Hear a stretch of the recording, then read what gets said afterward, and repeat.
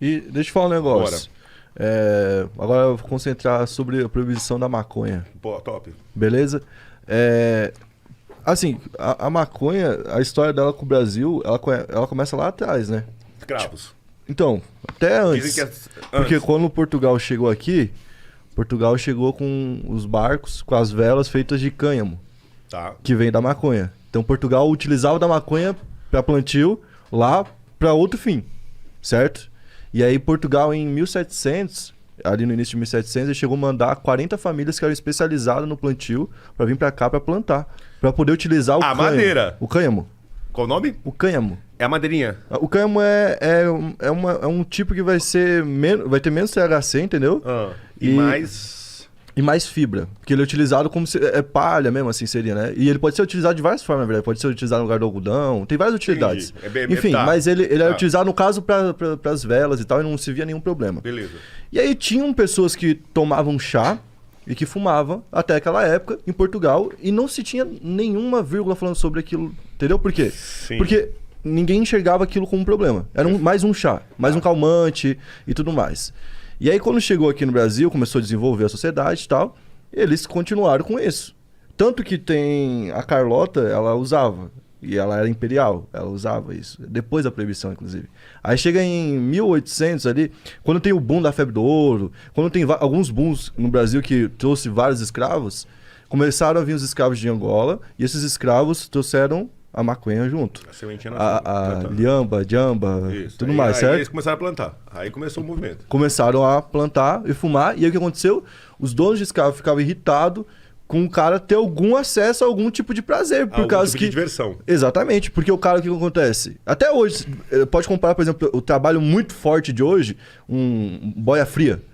Um boia fria sofre. Não ele sofre pra caramba. Os caras muitas vezes bebem pra aguentar. Porque tá no sol e tá trabalhando o dia inteiro. Naquela época os caras fumavam pra isso. Tranquilo. O cara foi lá, os caras foram e removeram. Naquela época removeu onde? No Rio, partiu do Rio. Que era o lugar onde tinha o maior número de escravos do mundo. Então tá totalmente conectado. Eu até tinha separado aqui um trecho da proibição que fala e cita os escravos diretamente, a primeira proibição. Fala, e é uma parada que ela parece ser totalmente contra o negro. De acordo com o que você está falando no gancho, você viu que a legalização em Nova York agora citou que a descriminalização e a legalização é uma forma de fazer uma reparação histórica com os negros e hispânicos do Estado? Mas é verdade. Dentro do que tá falando? Então, assim, eles agora legalizaram em Nova York há meses atrás, tal, e falaram assim, além disso, isso tudo tem uma questão histórica que a gente tá fazendo uma reparação contra os hispânicos e afro-americanos. Você já viu Não analisei com calma. Você já viu a história racial, assistiu já na Netflix, a história racial da maconha? Não, vou assistir. Assiste que é muito bom, vale a pena, de verdade. Essa história racial lá mostra como que foi a proibição nos Estados Unidos. Entendeu? E mostra o cara que queria fazer, os primeiros argumentos. Dentre eles, o medo dele era que os negros conquistassem as mulheres brancas com maconha. Entendi. Tá lá, entre as coisas. Aí o que ele começou a fazer? Ele comprou a mídia da época e tem tudo lá mostrando. Comprou a mídia da... eu não acho que eles estavam preocupados com maconha, porque o negão tem um outro atributo pra conquistar a mulher branca que não é a maconha, né, irmão? Que conquista muito mais do que maconha. Então, mas você entendeu que era o preconceitinho? A maconha era desculpa. O problema deles é que os negão pai e eles vêm jogar pra cima da maconha. O problema era a rola dos caras. Puxei uma pra nós aqui, agora você perdeu. Fala aí, tipo, ele começou a pagar pra mídia na época. Por exemplo, aconteceu o quê? Um cara lá, um hispânico, matava a mulher. Porque vai acontecer. Normal. Toda hora acontece. Aí o cara matou a mulher, fez uma merda. O que eles falavam? Hispânico que tinha usado maconha fez isso. Aí começaram a associar a maconha com a criminalidade na mídia. O tempo todo. Pra botar na cabeça que era coisa de criminoso. E que era coisa de quem? Hispânico e negro. Porque era sempre assim. Hispânico usa maconha, mata a esposa. Negro usa maconha e dá um tiro em não sei quem. Mas assim, o branco... Mexicanos e negros. Exato. Então, e aí eles construíram dessa forma a proibição. A imagem. E se você for ver, a proibição é recente na história da humanidade. Porque a humanidade é longa pra caramba. Sim. Então, tipo, de certa forma a gente não tá vivendo um período meio que escuro sobre o assunto, assim, obscuro, assim, um período de ignorância sobre o assunto. Ridículo. Eu acho palavras sábias. Você usou a palavra ignorante. Eu joguei pra baixo. Eu acho ridículo.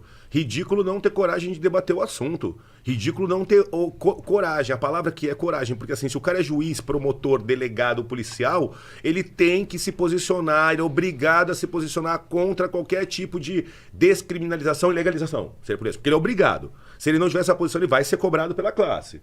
Por quê? Porque a nossa classe trabalha com diminuição de violência. Né? E aí, assim... um componente ser droga ou não é uma decisão política. Droga no Brasil é aquilo que a portaria da Anvisa diz que é droga. Então, se quem mexe na portaria falar hoje não é mais droga, não está mais criminalizado. Tem uma portaria de drogas. Então, assim, é uma decisão política colocar alguma coisa. E o que forma uma decisão política?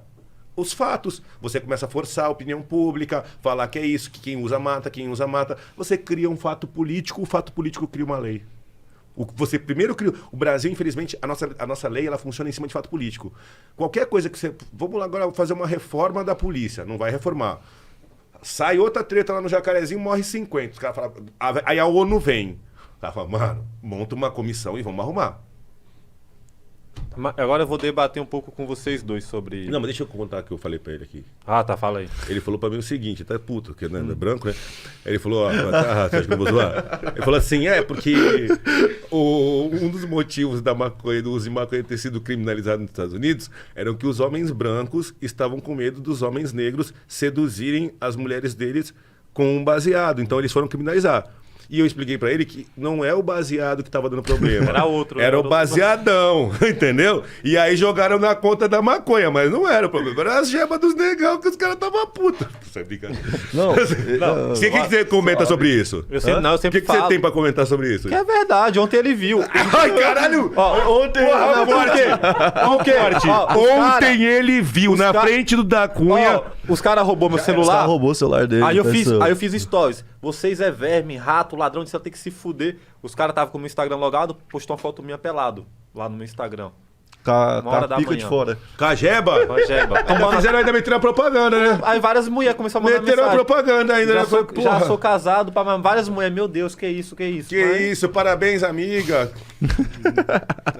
Mas o que eu queria debater com vocês é o quê? Vamos sair sobre da a roda do legalização. negão, velho. Eu não chego aqui, eu não bebo álcool. Legalização ou descriminalização? Legalização. Legalização. Eu não venho aqui, eu não bebo álcool porque não adianta eu encontrar droga, maconha e ficar aqui bebendo álcool também. Pra mim é tudo a mesma porra. Aí vocês falam legalização.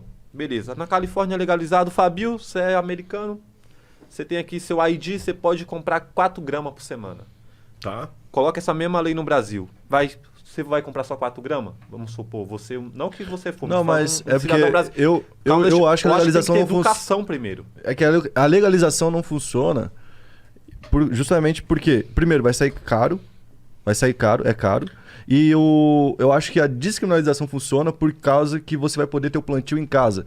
E eu vi até um monarca falando uns negócios lá, e é até mais fácil do que ele falou. Por causa que você consegue, por exemplo, plantar uma planta automática que ela dá fruto em 3 meses e ela vai dar até 1 quilo. Então você vai conseguir manter o consumo, por exemplo, do seu e se a sua família usar, tranquilo, com um pezinho, e você não precisa mais dar dinheiro pro tráfico. E ajuda, na minha opinião, aí é a minha opinião, entendeu? Ajuda na questão de você diminuir o financiamento do tráfico dessa forma. Porque você não é a questão de vender na farmácia. Que vai vender na farmácia a R$80 a G? Quem que vai comprar? Então, Vai continuar a mesma coisa que está hoje.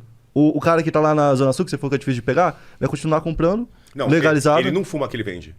Não, ele não fuma, ele vende prensado. Ele vende a prensada da fazenda dele do fuma Paraguai flor. pro pobre lá e manda pra cadeia e fuma florzinha. A californiana. Mas eu acho que isso é uma bolha. O buraco é mais... Eu acho que tem que ter educação por quê? Esse todo papo de maconha, de legalize, isso é uma bolha pequena no Brasil.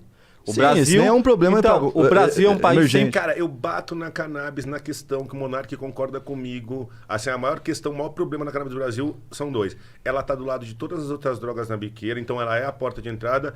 E o segundo, a idade. Então, o jovem brasileiro é despreparado. Mas é isso que eu vai quero fazer chegar. uma comunhão da vida. É isso que eu quero chegar. O Brasil é um país 100% cristão. Onde tem que vir educação e informação. Ah, libera a porra da maconha, isso. Aí um moleque de 16 anos vai comprar, que já tem acesso à internet, beleza. E o pai que tem 50 anos? E a mãe de 60 anos? Vai lá explicar pra eles o problema de um filho usar droga que tá dentro de casa. Eu acho que isso gera um problema dentro de várias famílias. É por isso que eu sou até contra ficar tipo, maconha é da hora, não sei o quê. Porque tem que vir educação e informação, não só pra molecada.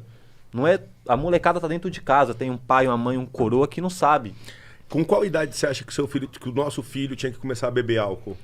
Encher a cara. Pra mim, droga legalizada. pra mim- Então vamos pro álcool. Com que idade que você acha que uma criança pode beber? Um jovem pode Eu beber? acho a idade velho. americana boa, 21. 21.